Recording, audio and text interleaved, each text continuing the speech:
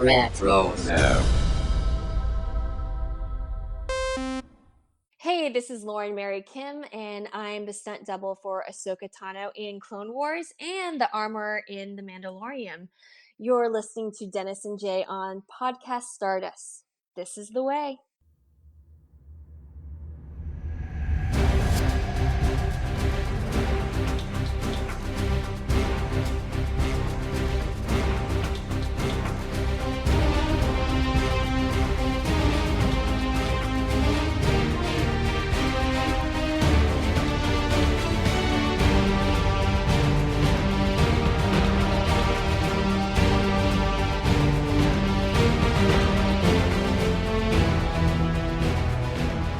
Hello, and welcome to Podcast Stardust. This is the fully armed and operational podcast dedicated to Star Wars news, reviews, and discussion. I'm Dennis Keithley.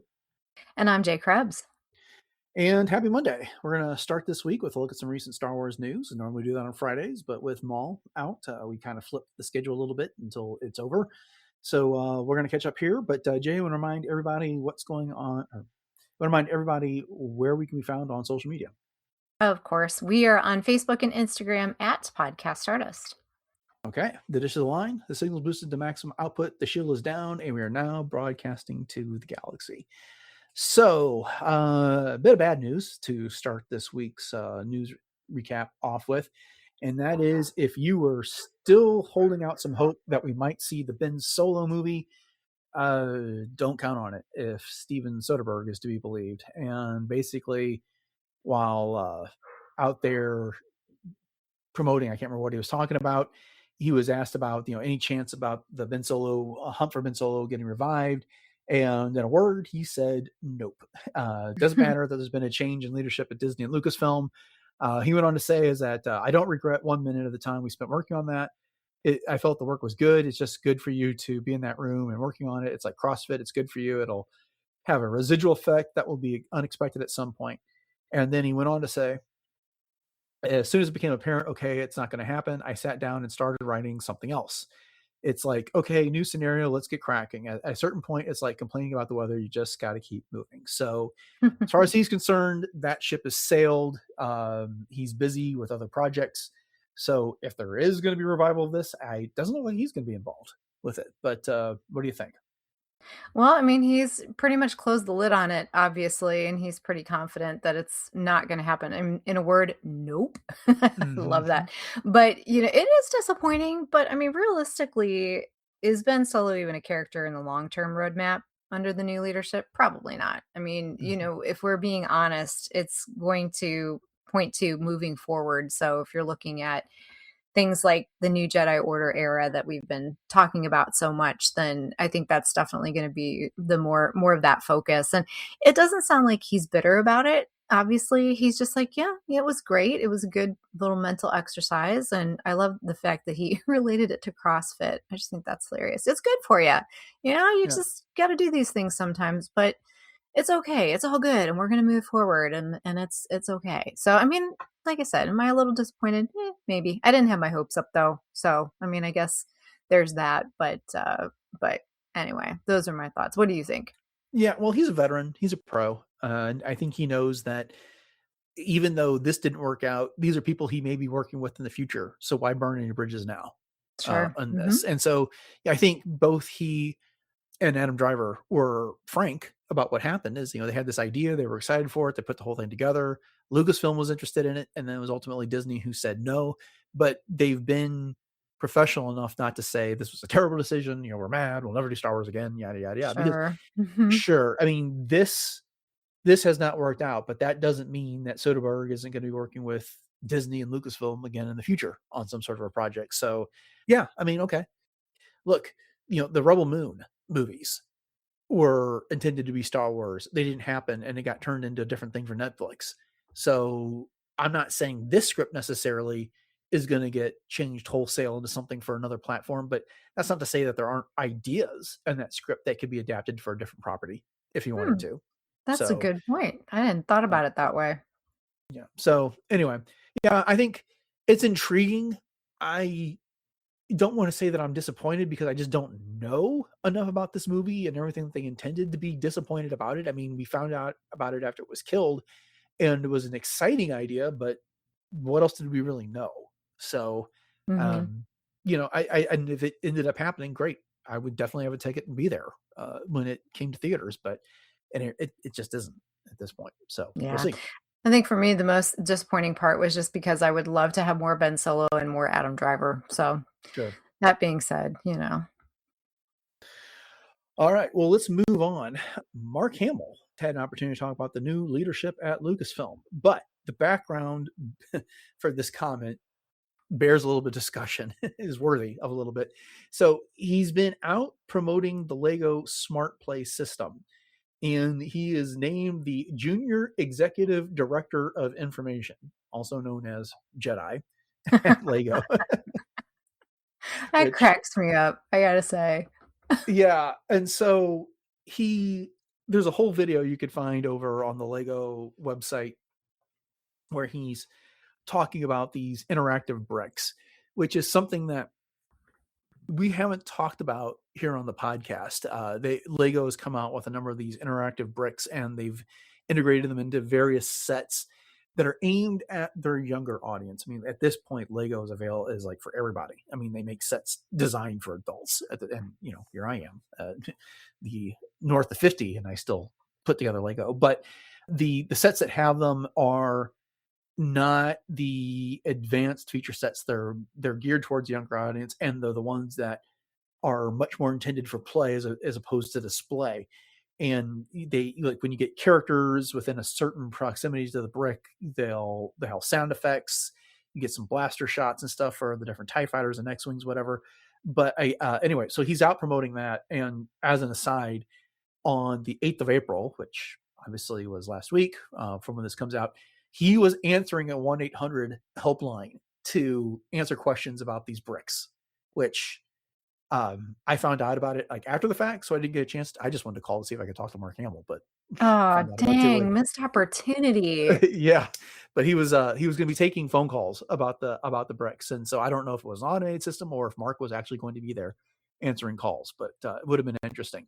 Okay, so while promoting this, he spoke with, I think, USA Today, and was asked about David Filoni and Lin Brennan taking over Lucasfilm, and his response was that he couldn't think of better hands for Star Wars than Filoni, adding that Filoni was a Lucasfilm veteran who worked directly with George Lucas on the animated series Star Wars: The Clone Wars and understood the franchise so well. And he went on to say George was a mentor to Dave, so he knows George's sensibility. And then he had been impressed by the great stuff that Filoni had worked on, including The Mandalorian and The Book of Boba Fett. And of course, Mark Hamill got to work directly with him and bringing the young Luke Skywalker to life on both shows. So I don't know about you, Jay, but I kind of found these comments from Mark a bit refreshing because I'm trying to figure out how to exactly say this. I kind of felt like he's gotten a bit crotchety with the way he's talked about Star Wars in recent years.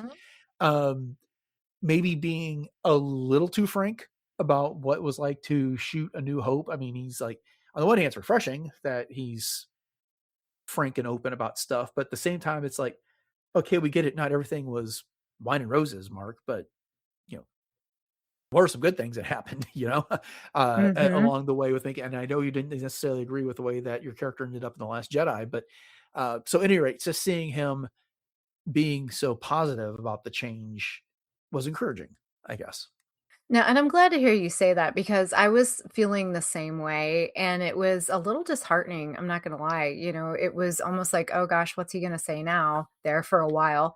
But Mm-hmm. now, this is definitely kind of flipping the script in a lot of ways. And so I guess he's just looking at the legacy aspect of things and moving forward and putting that kind of to rest and moving on, with the whole idea of what Star Wars can do in the future and that he had his place in it. And whether or not he was completely happy with it or not is now kind of water under the bridge for him. And hopefully this is turning over kind of a new leaf for him, which is refreshing. Yeah. And I have to say, I completely agree with his point that Filoni is a great fit for reasons that we've talked about on this podcast as well, that he learned at the foot at the feet of George Lucas when he took over the Clone Wars, and he became that disciple so that when he worked with Jon Favreau on making The Mandalorian, he could be that sounding board for Favreau about, no, we can't do this because. And it was because Mhm. George told him, why he taught him why you couldn't do these type of things. And so, I don't think it's too controversial to say that most of our favorite Star Wars is stuff that George Lucas was directly involved in. Mhm. And now we're just one step removed from that with Dave Filoni. And I think that's a good thing. Yeah. Well, I think he understands too that he's more of a legacy figure that's able to support it from the outside instead Mhm. of being an active creative part of the process. So I think there's a difference, not a disconnect necessarily, but he can kind of see things more looking in from the outside. Yeah. I also think it's kind of interesting that he went on to say in this interview that he doesn't like watch the movies other than when they first come out. And so he's one of those actors that is like, yeah, I'll show up at the premiere and watch it, but after that I'm done. And so most of his stories, and he even said this about Lego, is that they understood Star Wars and the project better than he did because he only watches them the one time, and his memories are not the story, it's what it was like to shoot these Right. movies and the like. Mhm. So yeah, that makes sense. Yeah. What a different perspective. Mhm. Right. All right. So that's what we got for Star Wars news. But I wanted to spend some time having a conversation that is a bit tangential to Star Wars, but it is going to actually be about Star Wars. And this will make more sense in a second. But I know both of us recently have had an opportunity to see Project Hail Mary in the theaters. And this is the adaptation of Andy Weir's book, who also wrote The Martian, and which was also another really well received movie and also a really fantastic book. In the theaters, we talked about it a bit, this a little bit offline, and I think you mentioned it actually on a previous episode that you really enjoyed the movie. I went and saw it on Easter and I really loved it. Fair to say, suffice to say. Oh yeah, for sure. This is the best movie I've seen in quite a while, quite honestly. One, I mean, as far as the way that it made me feel and Mhm. just the way that the story was told, loved it. Yeah. Yeah. We're not going to get into any spoiler details about the movie, but I mean, it's been incredibly well received by both critics and audiences. It's certified fresh at 94% on Rotten Tomatoes, and it's got a 96% rating with audiences over on Rotten Tomatoes. Okay. So, how is this relevant to Star Wars? Well, here you go. Phil Lord and Christopher Miller were the directors of Project Hail Mary. And if those names are familiar to you, they were the original directors for Solo, a Star Wars story, before they were fired by Kathleen Kennedy from directing the movie. And then Ron Howard came in and replaced them. And so, Ron Howard went on to like reshoot about 70 to 80% of the movie, according to different reports on there. So at the time, the reasons given for them getting fired was that the tone of the movie that they were shooting was different than what Lucasfilm had in mind. They were not incredibly efficient. They were spending a lot of time experimenting with different takes and improvising on the set, whereas Lucasfilm they had a script they wanted to follow. I mean, it was by Lawrence Kasdan and his son John, and you got a Kasdan script, you want to use the Kasdan script. And at any rate, they just did not mesh well with Kathleen Kennedy. So after Ron Howard filmed it, he ended up getting the director's credit because he filmed over 70% of the movie, and Miller and Lord were credited as executive producers on the project. Since then, Lord and Miller have gone on to do the End of the Spider-Verse movies, which have been very, very well received. And now Project Hail Mary, which is, they're still early in the year, but it's like the best received movie of the year so far. Here's my question. Having seen that movie and its success, what do you think? Should we give them another shot at doing a Star Wars movie? Wow, that's a loaded question. Mhm. And I've been thinking about this quite a lot, honestly, because here's the deal, and I want to be very careful in how I say this. When Lord and Miller stepped in to do Project Hail Mary, obviously the story was already written. As you pointed out, it was an adaptation of a book by Andy Weir. And I don't want to say that, okay, well, they just had to take the story and create it on screen because that's not fair to them. I mean, taking something from a novel genre and putting it into a visual on-screen adaptation, that's a lot of work. So I don't want to take anything away from them in that way. But I do think that, as you pointed out with the Spider-Verse and the Lego movie and, that type of thing, I feel like they're more interpretive type of directors, where if they have a framework to work with, they're a little bit more successful in presenting that from that blueprint. And I think that maybe under the new, Lucasfilm direction, that under, no more with Kathleen Kennedy, but with Filoni and Brennan, that maybe they would have a place, but I think it has to be done in a way that allows them to be a little bit more improvised, because I think that was their issue under Lucasfilm previously, is that they were, I don't want to say pigeonholed necessarily and restricted, but they kind of were, because Lucasfilm was looking for legacy preservation with Solo. There was very strict guidelines that they had to work with. So I think if it's going to be something that they're going to work with, they have to strike that balance between the improv that they like to do if they're not working with a blueprint and being able to take some risks, or it's just not going to work. They either have to stay with a blueprint or completely go off the rails and let them cook. You know what I mean? Yeah. So that's a hard one. And I know that I'm kind of waffling back and forth and not really giving a great answer, but that's just from what I've seen and how I feel about what they've done. And they did a great job with Project Hail Mary. I mean, obviously we've talked about how much we love it. So yeah, so those are just my initial thoughts, but what do you think? Yeah, there's no easy answer to this question, and that's precisely why I asked it, because it's a great bit for some conversation here. So some other things to keep in mind. Ron Howard is an Oscar winner for A Beautiful Mind back in the early 90s is when he won that one. But even having reshot 70-80% of Solo, this movie went way over budget, and it was the first Star Wars movie to lose money. It only pulled in $393.2 million worldwide only. But again, at a budget of 250 million, which does not include any of the marketing or anything else, this lost money for Lucasfilm. Sure. Mm-hmm. And Mm-hmm. its rating on Rotten Tomatoes was 69%, which was still fresh, and its audience score 63%.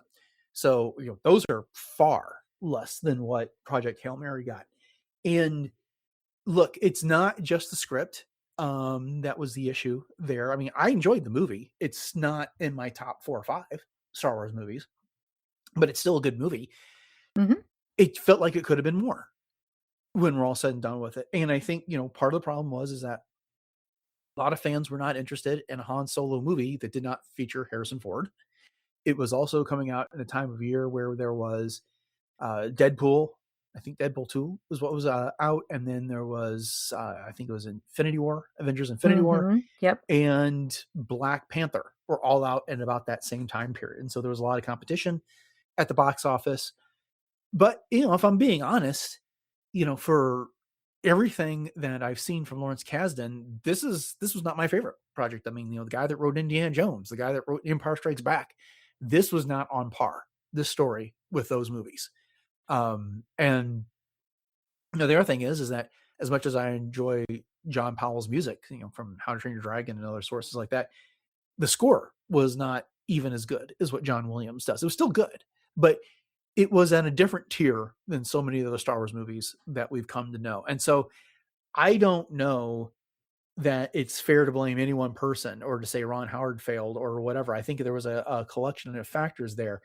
But here's the other thing. It's like, as best I can tell, this was Lord Miller's real first opportunity to direct a live action big blockbuster film.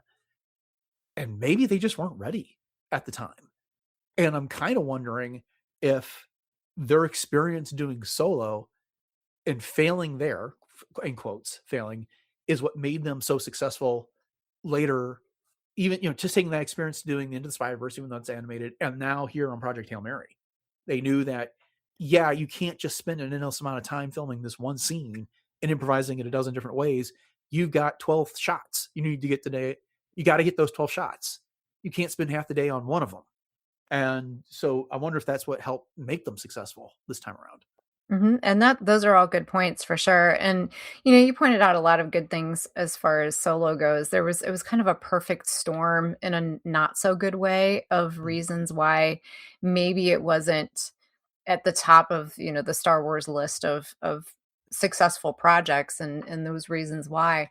But yeah, I mean, I think maybe if they were given an opportunity in the future, like I said, I think it has to be something where they can take chances. It's not gonna be able to be something where it deals with any kind of established characters, because I think that's where they're gonna shine, or they're gonna have to have that interpretation with a very strict blueprint and go with it, one of the 2. Yeah. Yeah. I mean, I see what you're saying, but then I look at the success that the Into the Spider-Verse movies have had with established characters like just such as Spider-Man. Mhm. And I think the difference there is that like there's been a lot of people that can play Peter Parker, but there's really been one guy that we all want playing Han Solo, and that's Harrison Ford. True. Mhm. Good point. And so I think they can do established characters, but I think where your point absolutely hits the mark is that it's it's best when they're allowed, it needs to be their vision, I suppose, and not Mhm. Lawrence Kasdan's vision so much. Mhm. Mhm. And I'm saying that, which is contradicted by the fact that Project Hail Mary was not their vision. They brought it to life on screen, but you haven't read the book, have you? No, I haven't. I want Okay. to. Yeah, the book is really good. I will say this, just like everything Andy Weir writes, it you do like bog down into the science. That's not fair, because that makes it sound boring. You do get into the science quite a bit. And one of the things that Project Hail Mary did so well is that they left some of it that almost comes off as exposition out of the movie because you know they don't need to get in all the details because you can't spend 30 minutes talking about why going to this planet and the difficulties of getting around this planet or makes sense. You just have to sum it up in 30 seconds and move on with things like Mhm. there. Mhm. And I think their improvisation skills probably helped them out in that regard. But I think it's you need to have a story, you need to have a script, but they need to be able to impart their flair on things. And Mhm. and I think to your point, a character like Han Solo, audiences aren't interested in hearing what your interpretation of Han Solo is. We all Right. know who Han Solo is. So Yes, yes. yeah. You said very eloquently what I was trying to get across. So Yeah. thank you. So you're welcome.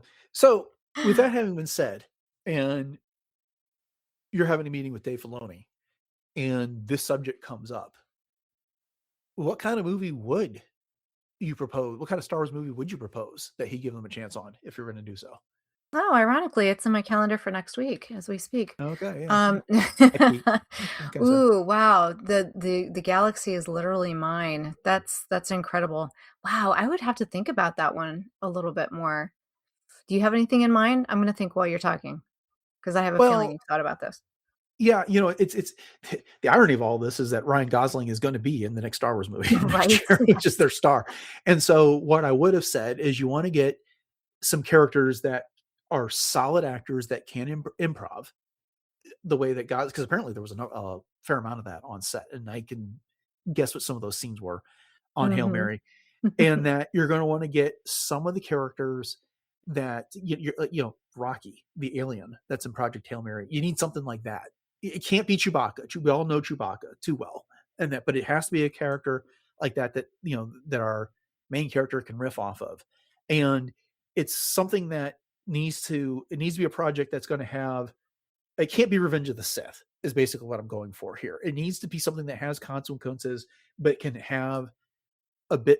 That was one of the things that I think made Project Hail Mary work so well, is that partnership between Grace Ryland and Rocky, the alien, had the buddy cop type of a vibe. It had the friendship, it had the comedy, and it had heart. It had so much heart, and there was some of that between Han Solo and Chewbacca and Solo Star Wars, but then there really wasn't between any of the other characters in that movie. They were all, had one finger on their blasters the entire time, keeping each other in check.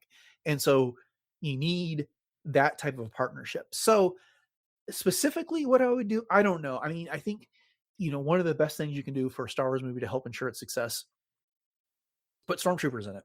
Okay. And, have the Empire as an Empire, an offshoot of the Empire, and remnant of the Empire, or something like that, for our heroes to fight in that, because that helps ground the movie. That makes it comfortable for Star Wars audiences. But then get a couple of lead actors that are going to have that opportunity where they're not necessarily going to be suspecting each other the entire time. They're going to have an opportunity to have camaraderie. And I think that's where the heart is going to come out that Lord Miller can bring to a movie. So it could be another smuggler type of a heist.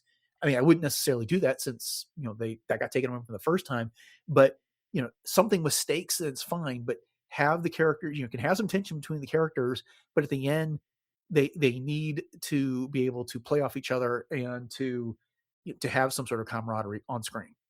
Yeah, no, I think those are all good points and, good things to add in there. As you're talking, I was thinking to myself, since, Rocky was such a great fan favorite, how about the adventures of Leox Jassy and the Vessel featuring Geode? We could get Matthew McConaughey as Leox, and we already got our Rocky and Geode. So come on, yeah, let's see this one. Little High Republic action. Yeah, I know that's who Leox Jassy was modeled after, was Matthew McConaughey, but I don't know that he'd actually work in the movie. I think he's one of those that would just take it too seriously when it's all said and done. I don't know. I'd have to think about who I'd actually want to cast in that. But I like your idea. You and I were talking before we recorded about whether or not Geode was modeled on Rocky, and we concluded that they came out about the same time, so it was unlikely. But still, yeah, I mean, that's not a bad idea. Yeah. Hey, we could do the other Ryan. How about Ryan Reynolds as Leox? That's not a bad idea at all. That would work. Yeah. I like that. He did talk about putting together some sort of a Star Wars movie not that long ago. Not that he'd starred it, but he wanted to produce one. That was last year sometime, I think we covered. Yeah, I remember us talking about that. Yeah. All right. Well, you and I are going to have to take that meeting. I'm going to crash it that you got with Dave next week. Okay, and we can make this pitch. So. All right. Okay. Well, that will do it for this week's look at Star Wars news. Thank you for indulging us as we got into that discussion about Lord Miller and Project Hail Mary. If you haven't seen the movie, 2 thumbs up from Dennis and Jay. Go see it. It's fantastic. And with that, we'd just like to invite you to subscribe to the podcast if you haven't done so already, so you can get our future news episodes, as well as our coverage of Maul, our monthly series on The Force Awakens this year, Jay's World Between Worlds episodes, where she rounds up Star Wars lifestyle and fashion products that are new on the market, and everything else that we do here on Podcast Stardust. And we'd love it if you could give us a rating and review on your podcatcher of choice. And then we invite you to check out our entire back catalog of 1,019 shows over on retrozap.com, which is home to the RetroZap Podcast Network. Jay, you remind everybody what our social media contacts are and where else we can be found online. Happy to do it as always. We are on Facebook and Instagram very conveniently at Podcast Stardust. And you can always check out all of our fun Pinterest boards and our YouTube channels. We have 2 of them. So we have the traditional YouTube as well as YouTube Music. So if you're looking for another place to tune into the podcast, those are 2 awesome places to go. And please subscribe and share those out to your friends as well. And if you'd like to drop us a line, especially something that's just not super conducive to social media, you can do that at our email address, which is podcaststardust@gmail.com. And last but not least, if you'd love to support the show even more, we would really appreciate it if you'd check out our TeePublic store. The link to that will be in our show notes. And if you check it out, you can see 7 different show logo designs available on all kinds of fun stuff, from apparel to some coffee mugs and home goods and a lot of other fun stuff as well. So you want to remind everybody what's going on in cosplay? Oh, of course. So you can check out my Instagram page, which is at j.snipscosplay. And right now, mainly as Ahsoka. And I've got a couple of events coming up here this spring as Ahsoka that you can definitely catch up with me over there. And I'm also Hera from Rebels, as well as from the Ahsoka series, my original concept Mandalorian based on Tahiri Vela, as well as the 4th Sister Inquisitor. All right. Upcoming on the show on Wednesday, we are getting into World Between Worlds, where Jay is going to round up some recent Star Wars lifestyle and fashion product finds. And then on Friday, we'll be continuing our coverage of Maul with a look at episodes 3 and 4. So please come back and join us for those. And with that, thanks for listening to episode 1020 of Podcast Stardust, everyone. Have a great week. And until next time, may the force be with you.